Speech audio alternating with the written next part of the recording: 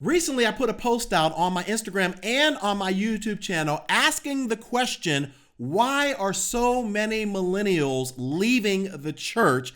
And some of the responses that I got were very, very interesting. According to a recent poll, nearly 75% of baby boomers consider themselves Christians, but only around 50% of millennials would claim to be Christian. Roughly 2/3 of all millennials attend church only a few times a year or less. 4 out of 10 millennials say they seldom, if ever, go. So the question we have to ask ourselves is why? Why are so many millennials leaving the church? But the bigger question that I want to address in this video is, what can we do as a church to hopefully win them back? So what I want to do is, first and foremost, I want to talk directly to the millennial. But even if you're not a millennial and maybe you've just left the church in general, I want to talk to you because there are some specific claims that many millennials make to say, okay, this is why I don't want to go to church anymore. These are my reasons. And some of them were in the comment section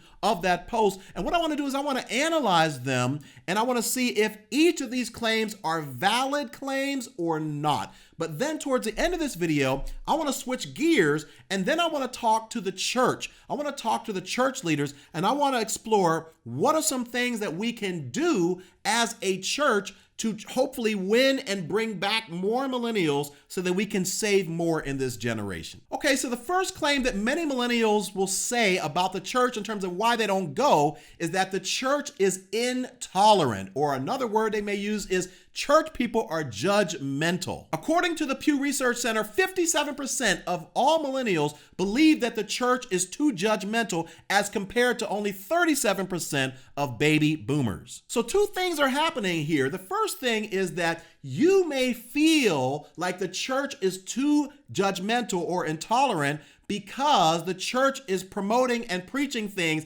that are going against what you want to do with your life, and you don't like how that feels. You don't like the church telling you that you can't shack up, or that you can't have sex before marriage, or that you can't smoke weed, or you can't do all these different types of things. And so as a result, your natural knee-jerk reaction is to say, well, the church is intolerant. You don't like the fact that the church is saying that same-sex marriages are a sin and all these things. And so because you might be struggling with some of these things, you are naturally saying that the church is intolerant and the church is judgmental. So that's the first thing that might be happening, is because you're looking at yourself and you're saying, hey, the church is now infringing upon my freedom to do what I want to do, and I don't want to feel guilty about it. But the second thing that you may say about the church is that it's intolerant because of how it views other people. You may say, okay, well, hey, the church says that these people can't live an alternative lifestyle or whatever. So here's the thing you have to be careful about, Mr. or Miss Millennial, is the fact that you can't blame the church for simply promoting or presenting, if you will, a biblical approach to what's going on in the world. The church is merely a conduit between God and man. The church merely presents, or is a mailman, if you will, where they're presenting what God has already spoken. So you can't get mad at the church. If you want to say somebody's intolerant or judgmental, you need to point the finger at God, because God is the one who said these things are not good and these things are. So is this a valid claim that the church is intolerant? I would say that's probably not valid. The second major claim against the church is that the church is not authentic. And what I believe they're saying here is that, you know what? Hey, I would just love to see some people in the church that are really real and really vulnerable and transparent with really what's going on in their life, because they walk around as if they have these perfect lives, these perfect marriages, and these perfect children, but underneath the surface, their lives are not really that. And so a lot of millennials are saying, hey, we would love to see church members or leaders share a little bit more about their real struggles and what's really going on in their life, because we can't relate to perfect people. Here's a good clip from some of the millennials that are talking about just this. And I love that you said that statistic, and this has been the narrative for a while, you know, and I remember somebody asking me, like, why the same question? 7 out of 10 are leaving. Why is that? It's like, yo, we're leaving the church. We're not leaving God, and we're not leaving our faith. You better preach that. Come and on. so Yeah. what I think is a reason for that, which you segued into perfectly, is just a lack of vulnerability and transparency to those that we're submitted under authority to and to those that are leading us. So we don't know how to go through things because we never see our pastors and leaders be vulnerable enough and put themselves in a position to where it's like, no, this is where I bleed. Confident enough that we're praying for them and that we're learning from them, not going and talking about them and gossiping about them, being like, oh, did you know Pastor so-and-so's doing whatever? But it's like there's a certain level of vulnerability that's not there, that doesn't exist, and it's making it really hard for us to find genuine connection. Praise God. Bam. So is this a valid reason for why millennials may not want to be in church? I would probably say, yeah, that's pretty valid because a lot of church people try to front and act like they have everything going on. But the third reason why I believe that many millennials are not wanting to go to church, and many of them have confirmed this, is that they just believe that the church is filled with hypocritical people. People that say one thing and do something else. Now, what I will say to a millennial on this one is that this, I believe, comes from an unrealistic expectation about what church people are supposed to be about.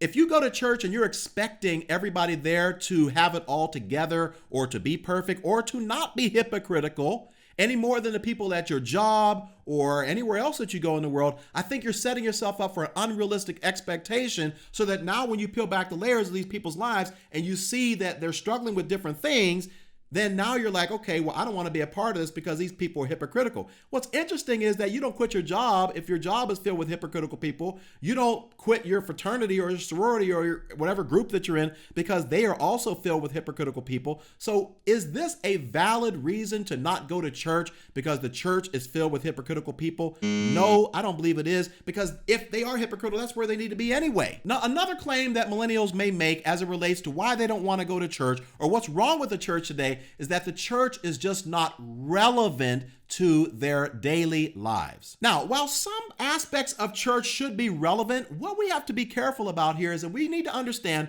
that the Bible is not a self-help book, right? And so whenever the preachers may preach from something like poetry or a genre like prophecy or narratives or history or proverbs or all these different types of things.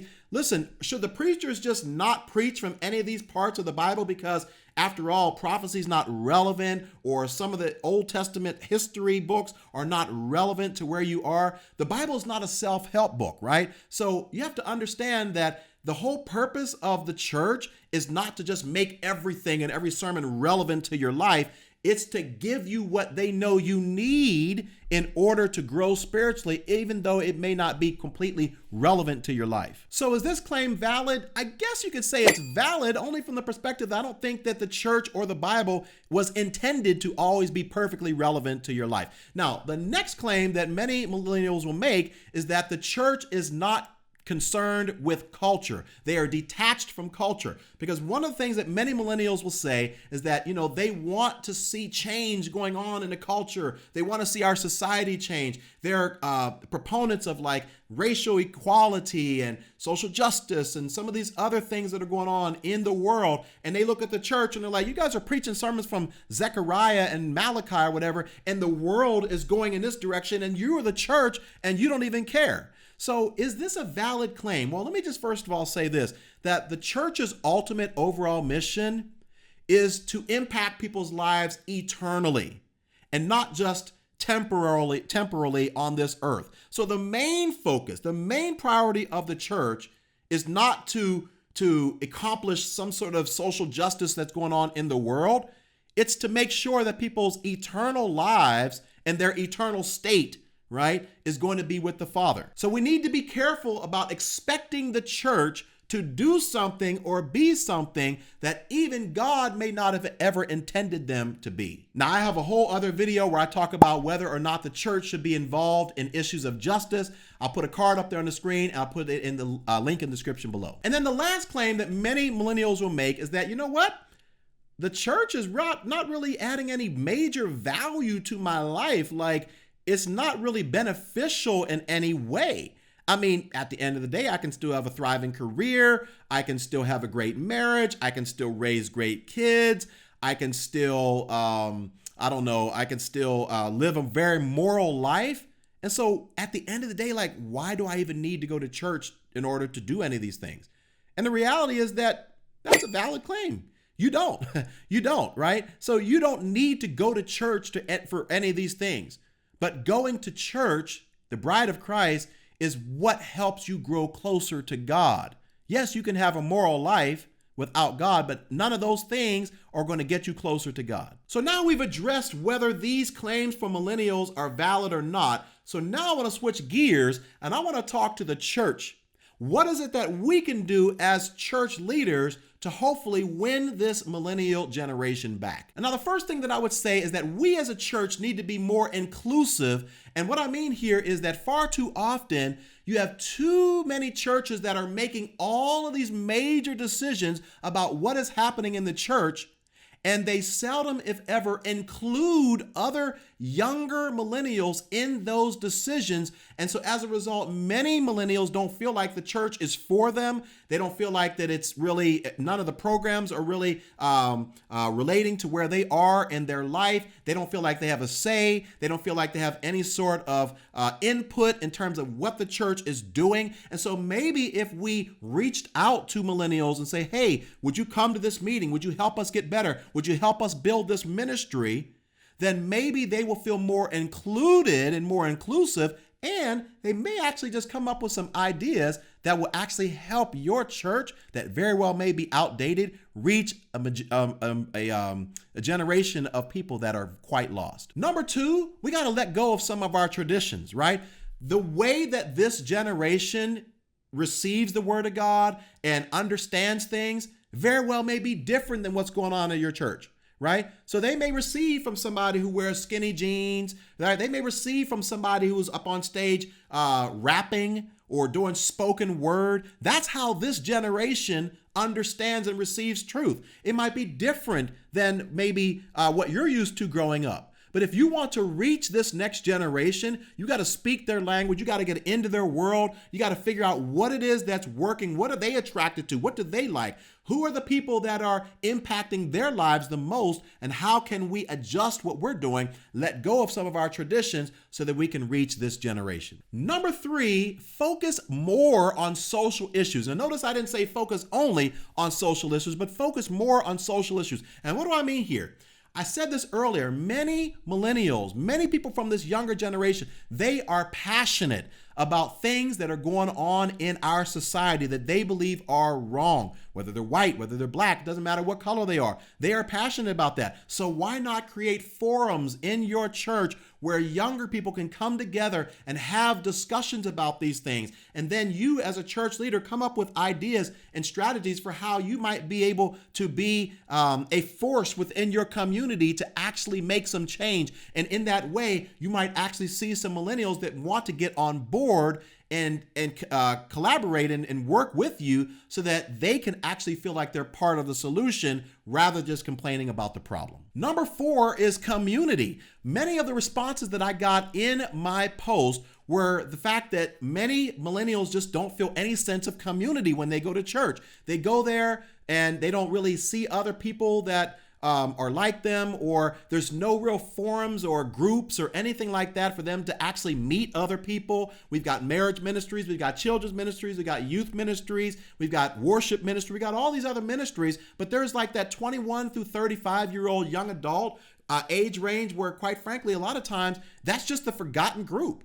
Right? And so why not create community in your church that allows people to come? And it may not just be that they come to study the Bible or anything like that. It just might be some fellowship opportunities or some things that they can go out and do some things together, or maybe do some community service together. But whatever it is, create a community or create opportunities for younger people to come together so they can meet other people and have community and feel like they have a sense of belonging at your church. Number five, and this is a huge one, start dealing with the tough questions.